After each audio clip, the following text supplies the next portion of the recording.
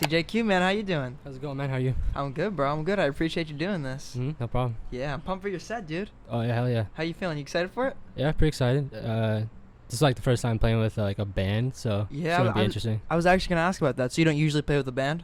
Nah, before COVID happened, like I did a bunch of shows, like rap shows, but like since COVID, kind of like started playing with a band and doing more like indie rock stuff. Yeah. So this is the first time we get to like come and play like the songs live as like a group, so it's gonna be sick. That's actually super interesting. So you like totally pivoted because before, listen to your stuff. By the way, I love your stuff because thank you, man. Yeah, and you I feel like you exist in like a cool ether between two genres that I'm super into. Yeah. So it's like it's really interesting to hear that you kind of were doing the more hip hop side of stuff, and then you kind of transitioned to indie. Was there like a reason you wanted to do that, or did it just come out natural? I mean, I felt like I outgrew like the lo-fi rap thing I was doing, and just like felt very like limited to sounds. And like when COVID happened, I picked up the guitar and like really took that more seriously because I kind of like was playing when I was younger, but never really took it far. Like never really like wrote songs or anything. Yeah. But had time during COVID because of the whole lockdown stuff. So learned that, and I was like, oh, this seems a lot more like, I don't know. It felt like good for like what I'm doing right now, and I've just been going with it. It's going pretty well. That's interesting because there's a lot like I feel like there isn't that big of a group of people who are doing kind of the same thing that you're doing, because usually there exists in like one of two planes, right? It's like you're like a rapper, even like even if you're like a lo-fi rapper, it's like you're either on that end of the spectrum or you're an indie musician. You're doing like complete instrumentals, but your stuff, I feel like it definitely exists like in that like middle ground. You have like a lot of features that are like rappers and stuff too. Yeah, I mean, I've been trying to rebrand more towards like an indie rock type vibe now. But like the stuff that my like really like caught traction online and everything was all my rap stuff, so it's been kind of weird doing that transition, because like a lot of people that listen to me know me from like my old raps and like all the lo-fi stuff I was doing. So it's been kind of a struggle. Like the last album I did, it was like the first album in like the full indie rock direction, so like it was kind of like a slap in the face to people that have been listening to me for a while, because they're like they expect a certain type of sound from me. So doing the whole transfer, it's been kind of crazy, but it's now it's starting to be like picking up, getting like the new audience, and the people that liked me from like lo-fi rap stuff, they're kind of like, now it's been like a year or two, they're kind of getting more into it. So no, that makes sense. It's cool too, because I feel like, I guess I would ask you, like, do you think what you're doing now, does it feel like more right than what you were doing before? Like, do you think you were trying to like kind of do a different sound that you weren't as into, and now you're kind of doing more what you're into? No, I mean, I was always into like the lo-fi rap stuff. The main issue with that stuff is like samples and stuff. I was getting a lot of like clearing samples. Yeah, clearing samples. It was a pain in the ass, and I had to pay a lot of money to keep some of the songs up. Also, a lot of the older stuff, like I wasn't really producing it. I was just rapping over other people's beats, and that gets expensive too. Just like having to pay producers and doing splits and everything. And I don't know. I think a lot of the reason why I started doing what I'm doing is because I wanted to produce my own stuff and like have control over the whole sound and everything. And so that was like a big reason why I started. That must really change your like collaborative process too. Yeah. Now, because you said you're working with a full band, right? Yeah. Was the preparation for a show like way more than it used to be now? Because with the full band, completely different. Yeah, because it's like I never played in a band before, and I never was like a band kid growing up. In terms of like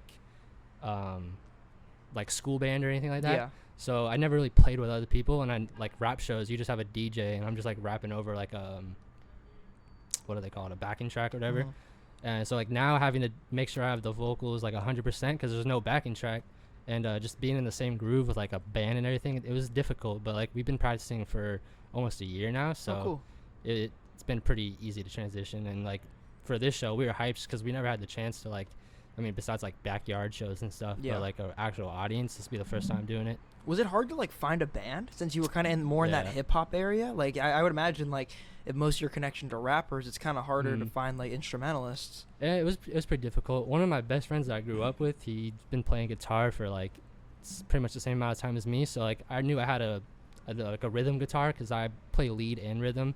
So we have two guitarists, but and then just kind of found people through other people. Like one friend knows a drummer, and then another friend knows a bassist, and we just like put them all together and kind of tested a couple people out and went through a couple people. But I think we found like the core group now and like the final group. So It's gonna be kind of sick. And you're gelling, and it's like now you guys are just fully focused on the creativity aspect of it. Yeah. You're from the Bay, right? Yeah, San Jose. Yeah, so I assume you would relate to this. I think like one thing that's special about the Bay Area when you talk about like different genres and stuff, it's like I do feel like the rappers out here often fuck with the bands like very heavily in the same way the bands fuck with the rappers, and I feel like that's kind of a rare thing, you know. Maybe it's kind of just a testament to like modern music more so, like genres becoming less and less of a thing, and it's just making things that sound good without feeling the need to like label them. But it's cool that to me that like so many rappers are cool with so many bands, and so many bands are cool with so many rappers. Like it's a very communal thing.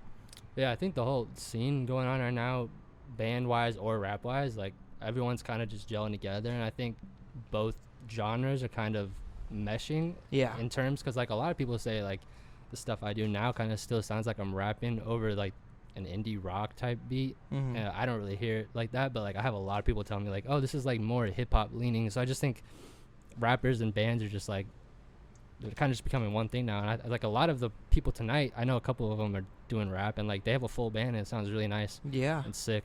It's almost like a return to like form for like a lot of like 90s like boom bap stuff even. If you think about like Tribe or like the Roots, like they all played with full backing bands. So it's a really cool like return to form. Yeah, I think playing with a band sounds so much better than just rapping over a backing track. Do you think it's more fun? It's way more fun. I would imagine. I think you can get way more into it too, just having drums, like actual drums. Like you could get really into it.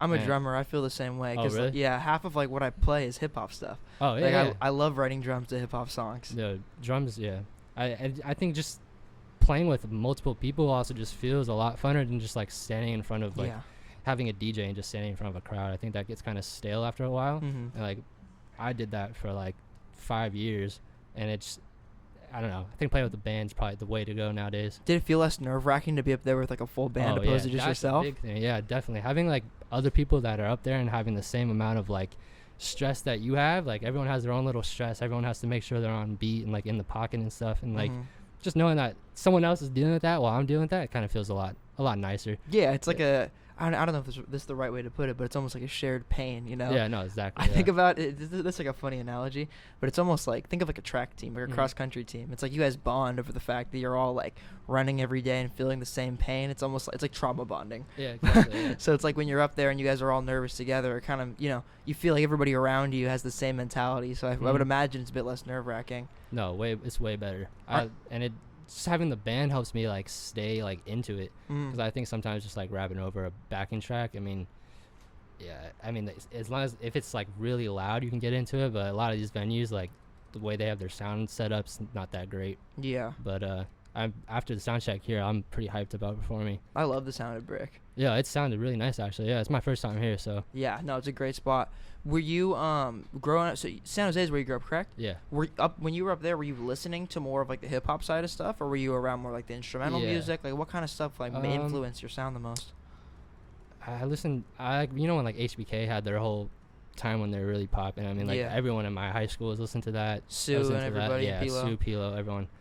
But I kind of like like when I first started making music, I was trying to make that like hyphy Bay Area type music, but I started listening to like jazz rap. I don't know, like, you know, like Mac Miller was a little bit of an introduction to the jazz rap, and like Wiz Khalifa, like Kush and OJ. Like that's what I was listening to when I was growing up, and that's the reason why I started rapping. It's because I wanted to rap over like smooth sample beats, like super like lo-fi drums on them, and that was like the beginning of like how my career started. When I think of like lo-fi music specifically, the first thing that comes into my head is the drums, because they're just super compressed, but they're always so in the pocket. So it's like a very specific sound. It's almost like you get swing for rap, you know? Yeah, they're like lo-fi drums. I still try to incorporate lo-fi drums on like the stuff I'm doing now, and just like keep it lo-fi rockish, but like drums are like the main part of lo-fi, I feel like, besides just like the general mixing of the song, making it kind of not sound that great, but yeah, drums are really important. Did you teach yourself everything you know about production? Yeah. I mean, I went to a school up here called Pyramide in San Francisco, and it was like an engineering school. So I learned how to engineer there, but like drums and guitar and everything was like all self-taught. Was it fully YouTube? Yeah, like YouTube tutorials, and like even just like kind of just fucking around. Like guitar, I just fucked around and somehow like learned how to play. Like I if someone asked me if I could play guitar now, like I say no, because like it's like all self-taught shit, but like I mean, I play with people that actually know like classically trained, and they think I'm better than them, even though like they know their shit. But like I just know like the most basic like music theory and just like make up chords kind of, and it works pretty well though. I was gonna say it's like the distinction between like like a theoretical understanding of music and then like a good feeling of music, and those are two different things. But it's like when somebody has like both of those, I feel like that's where like the elite instrumentalists come in. Yeah, I think I don't know. I think shit. I don't. It's hella pausing right there. My bad. Oh, you're good. It's, fuck. Fuck. I just totally lost my train of thought. What were you saying, bro? Fuck. No, you're good. I was talking about how like there's like a theoretical understanding of music. Yes. That's what I was saying. I saw something on TikTok recently. It was someone saying like people that are classically trained, like they almost like limit themselves in a way because they stick to like music rules and shit, and like they really just go by straight music theory. And I think music's just about feeling, and like if you can just come up with a feeling and be confident in it, I think it comes out pretty well, like a lot better than like some of those guys that are just like shredding, playing guitar as fast as they can and just like having crazy riffs. Like I just think feeling is like way more important than any type of classical training. Dude, I fully agree with you, and I think about this all the time because it's like you can, I don't know, like I it kind of irritates me when people like shit on simple chord progressions. Yeah. Because it's like simple chord progressions are the basis of like what we feel in music, you know, like well, generally like when you're listening to a chord progression, you're probably going to feel like a G, E, F chord progression a lot more than you're going to feel like an A sus, like whatever weird diminished or like seventh chord you're playing. It just makes more, it's like it's more dissectable. It's more like understanding to your musical like mind. It's less to dissect. Too, yeah.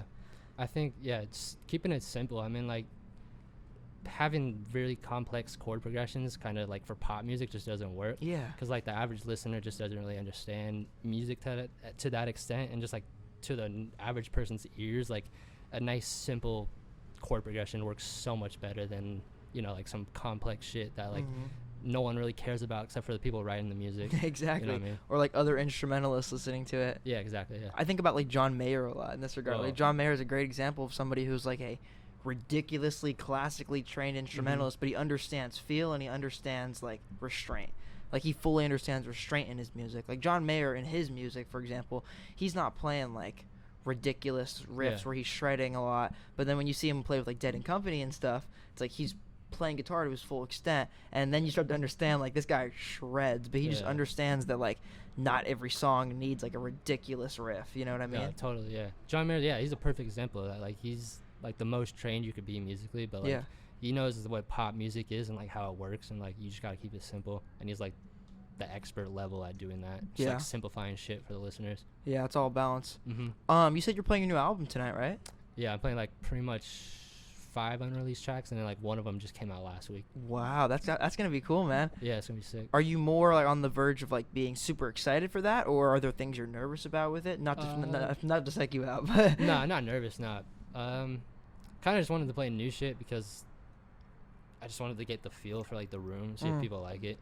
Also, it's just I think the new shit's probably the best shit I've ever wrote, and I can like sing and play it. As to like the last album I did, I wasn't really playing and singing at the same time, so I just didn't want to go backwards and try to learn those on the guitar and just like only do vocals. So not just like trying to do the new stuff where I actually know I can play everything and sing at the same time. So it's the main reason why I did that. Did you do anything new on the new project specifically, like stuff you haven't done before? Were you trying anything different? Like the last album, like was using like a lot of distortion on my vocals and like trying to sound like the Strokes. I don't know if you ever I was gonna say like Julian Casablancas, the way he totally treats his vocals with distortion. Yeah, I was like totally going for that. Yeah, it was sick, but I kind of wanted to simplify it even more and like kind of going for like a more poppy rock sound instead of like I think the other stuff was like super niche, like indie rock, whatever you would call the Strokes, like alternative rock. Yeah. But I kind of wanted to make something a little bit more like pop sounding and like of today instead of sounding like 2001. So yeah, that's pretty much what we did different on this one, and just like kept it really simple, like you were saying, with like chord progressions and just like having nice melodies over easy chord progressions, and it's pretty much all it is. Are you rapping as much on this one?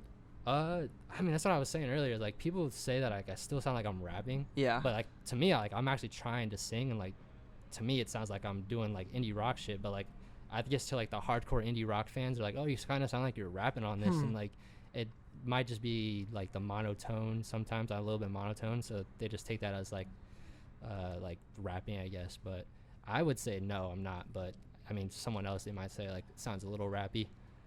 I think it's important what you just said, because it's funny how like an indie listener will perceive rap versus how like a rap listener will perceive rap, because a rap listener's idea of rap is like totally different than somebody who doesn't listen to rap, because I would assume somebody who doesn't listen to rap is more just like, oh, if somebody has a cadence or a flow that's just a bit quicker paced, and there's like it's more up tempo, they probably would just assume, they're like, oh yeah, this is rap. No, totally. Yeah, I think a rap listener, they're hearing this album, they think this is totally just like a singing indie album. Yeah. But if you put this album in front of like an indie head that just only listens to rock music, I think they would kind of say it has a little bit of like a rap influence. So I guess it just depends on the person, but I would say it's a full indie rock, like indie pop album. That's been a super cool thing to watch, actually. I feel like but like this trend of like indie singers kind of like doing more of like rap cadences has like kind of caught on. I honestly feel like the first place I really heard it was because what's it called? It's called Because You'll Never Be Free by Rex Orange County.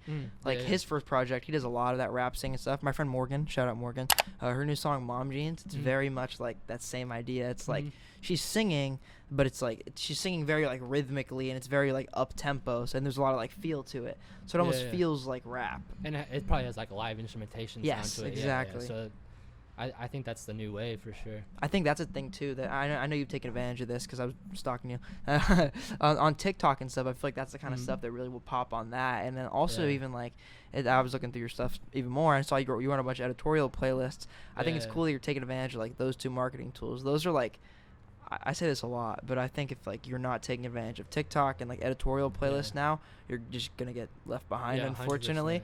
When did you kind of realize that you have to take advantage of like those marketing tools, and you started to like trend in a direction where you were trying to do stuff like that? Yeah, I started doing like taking TikTok like seriously like probably in the past like 6 months. Like I always kind of just like was hoping that Spotify would put me on like a playlist or something, and that I've been lucky like the last 5 years. I pretty much like one song from my albums I've always gotten on like an editorial or something like that, and that's what boosts the project. But I just didn't want to rely on like hoping that I get on an editorial or anything like that, so I started like taking advantage of TikTok and like trying to post at least once a week. But I know like to really get on TikTok, you really got to be posting like 3 or 4 times a day or something like that. So I would even say I'm at like full TikTok mode yet, but I'm definitely getting into it, and like it's definitely like a brand new, within 2022 I started like actually like, okay, I'll start playing the game of TikTok and shit like that. Yeah, you gotta play the game. It's difficult. We were talking about this actually on the way home, like just with Above the Bridge and the media company, and we're like, we gotta like take advantage of TikTok, and like even more so than we're already doing, because it's like you really have to, like you said, be posting like 3-4 times a day at a minimum, and you gotta be like hopping on trends. And I think the difficult part with that is like finding ideas, you know what I mean? No, exactly. That's my problem, is like trying to come up with ideas and like just coming up with content creation in general. But I think what I learned is just like pretty much anything can work on TikTok. You just gotta like post shit. It's a matter of I think it's a matter of like you said, just being consistent, and then also kind of like showing people a certain side of yourself through your videos. And if people get attached to you as like a person or as an entity, then I think you're good. You're golden. Yeah, 100%. It's like a whole different way of like, 'cause it's funny, I would imagine like when you're writing the songs and stuff, you're not thinking about TikTok. Like you're thinking about what you like. That's like the last thing you're thinking of. TikTok's like the afterthought, but I think it's one of the most like valuable platforms right now for sure. Like Instagram's not Instagram anymore. Nope. Like engagement is like horrible, at least from what I've been seeing lately. Even just like other bands and stuff, like engagement is just going down. Like you literally have to pay to get engagement now. But TikTok is like super organic, and like anything can happen, and like if you have the right shit, like you can like build a brand, you can be an artist, whatever you want to be. So I definitely think that's like the move. It's like just getting over to TikTok and just like posting hella. It's literally like its own little universe with like these weird unwritten rules that you have to understand. It's bizarre.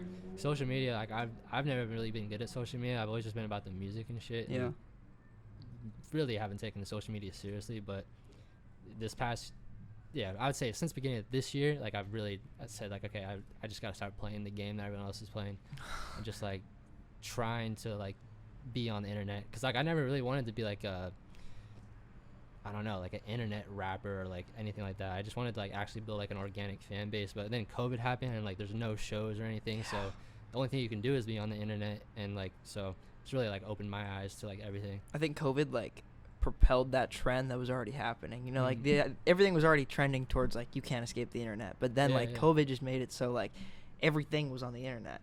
Like there was nothing in real life for literally a whole entire year, and it's like we never really broke out of that. Yeah. Oh, I think now, like I'd say like this past like 3 or 4 months, it feels like life's getting back to normal. But a little bit, yeah. Yeah, but still, I think that transition to the internet, I don't think that's really ever gonna go away. I think you're right. I think that it's like here to stay. I think it's just like the natural progression of like what's happening right now. No, 100%. CjayQ, man, I'm pumped to watch your set, dude. Yeah, hell yeah. I'm excited to go play this shit right now. Hell yeah, dude. I appreciate you sitting down with me. Yeah, no problem, man. Thanks for having me.